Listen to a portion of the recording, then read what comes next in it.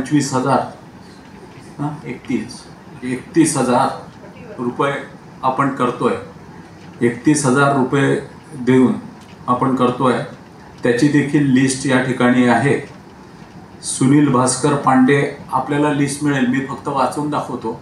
सुनील भास्कर पांडे आट्यापाट्या, हर्षल विलास चुटे योगा, सिया देवधर बास्केटबॉल, प्रांजल खोब्रागडे कुस्ती, Rohan Gurbani badminton, Manisha Madavi kho kho, Neha Dhabale athletics, Mitali Bhoyar marathon, Mrunali Pande दिव्यांग बुद्धिबळ, प्रतीक मोपकर टेबल टेनिस, निधी तरारे मूकबधीर athletics, Heramb Pohane lawn tennis, Sai Prasad Kale judo, Himani Gawande hockey, Ananya Naidu rifle, Kshitija Savarkar kabaddi, Rahnuma Alam Shaikh softball, Digvijay Adamne swimming, Neel Hinge धनुर्विद्या, समीक्षा सिंग बॉक्सिंग, विवान सारोगी बुद्धिबळ, ईशान काळबांडे जिम्नॅस्टिक, कस्तुरी तामणकर स्केटिंग,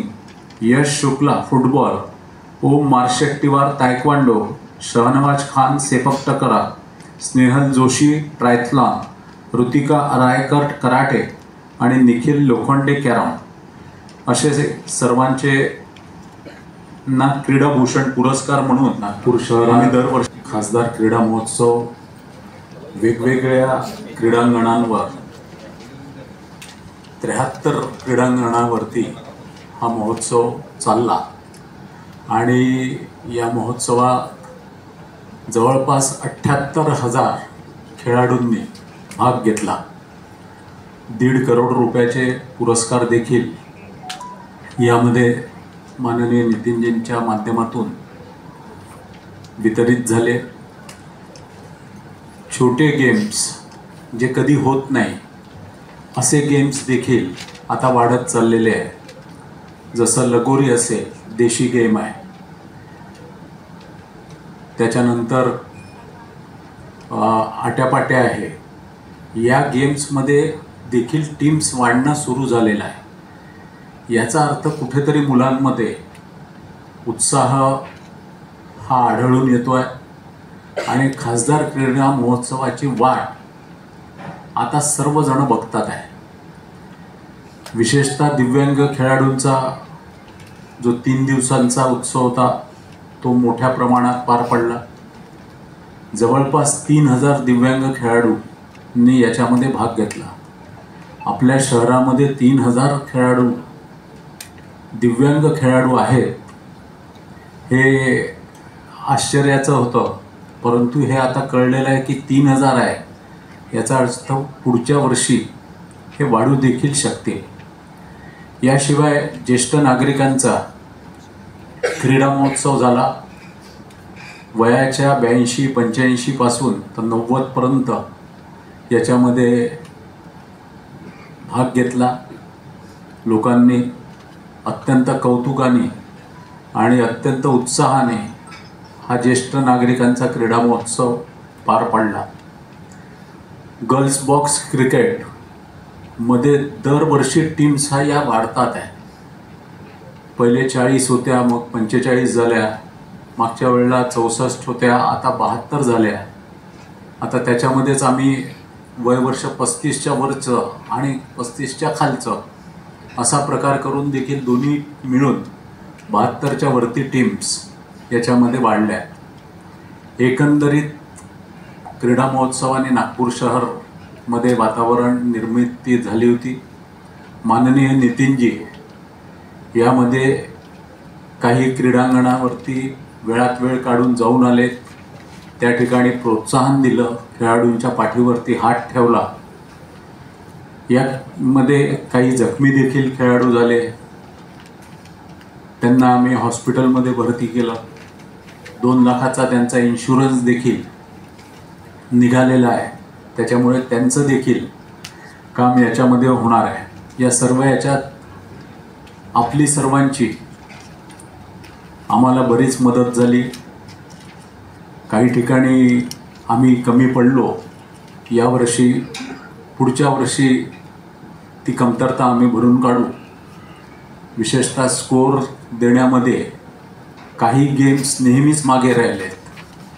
त्या गेम्सच्या मागे लागून आम्ही आता ती कमतरता निश्चितपणे भरून काढू. 20 दिवसाचा क्रीडा महोत्सवाचा समापन उद्या 2 तारखेला सायंकाळी 5:30 वाजता महाराष्ट्र राज्याचे माननीय मुख्यमंत्री देवेंद्रजी फडणवीस यांच्या प्रमुख उपस्थितीत या क्रीडा महोत्सवाचे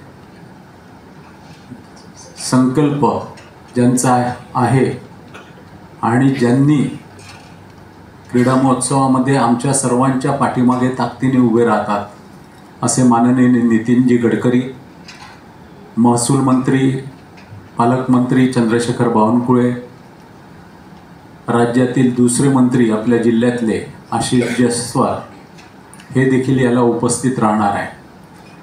आणि हा समारोप झाला की विशेषतः लोकांना जे आकर्षण असतं, तरुणांना विशेषतः, तर सनम पुरी यांच्या सनम बँडने याचा समारोप हा यशवंत स्टेडियमला होणार आहे. यामध्ये एक विशेष आकर्षण आपल्याला जे नोट दिली त्याच्यामध्ये लिहिलेलं नाही आहे की शीतल देवी म्हणून आहे, यंगेस्ट इंडियन पॅराऑलिम्पिक मेडलिस्ट आहे. हिचा विशेष असा आहे की आपण सर्वांनी बघणं आवश्यक आहे की ती आर्चरीमध्ये तिला 2023चा वर्ल्ड नंबर 1 एशियन आणि वर्ल्डमध्ये आर्चरीमध्ये तिने भरपूर मेडल्स घेतलेले आहे आणि ब्रॉन्झ मेडलिस्ट 2024ची आहे.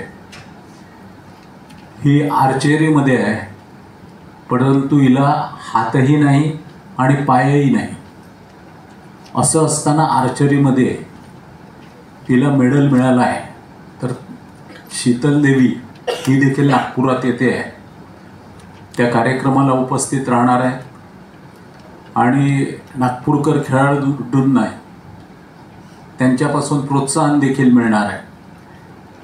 कारण हातापायाने तुम्ही आम्ही धड असलेले क्रीडांगणावर जात नाही आणि अशी व्यक्ती ही अनेक मेडल्स जिंकते, तर हे कुठेतरी निश्चितपणे प्रेरणादायी आहे. त्यामुळे आपल्या माध्यमातून आम्ही आपणाला विनंती करतो की ही न्यूज देखील याच्यामध्ये आपल्या याच्यामध्ये ॲड करावी. त्याचप्रमाणे एक अजून आपल्याला दरवर्षी आम्ही क्रीडा महर्षी पुरस्कार जाहीर करत असतो. पहिले 5 वर्ष आम्ही क्रीडा महर्षी पुरस्कार जाहीर केला. आपल्याला सर्वांना कल्पना आहे की शशांक मनोहर, मग भाऊ काणे, त्याच्यानंतर मग बबनराव तायवाडे, त्याच्यानंतर अटल सरदार, त्याच्यानंतर विजय मुनीश्वर यांना आम्ही 5 लाख रुपयाचा पुरस्कार देत होतो. यावेळेला आमच्या कमिटीने बराच विचार केला, परंतु या 5 लोकांच्या रेंजचा कोणी व्यक्ती आम्हाला सापडला नाही. त्याच्यामुळे यावेळेला क्रीडा महर्षी पुरस्कारमध्ये आम्ही 2 वेगळे प्रकार केलेले आहे. एक क्रीडा संघटक म्हणजे कोण,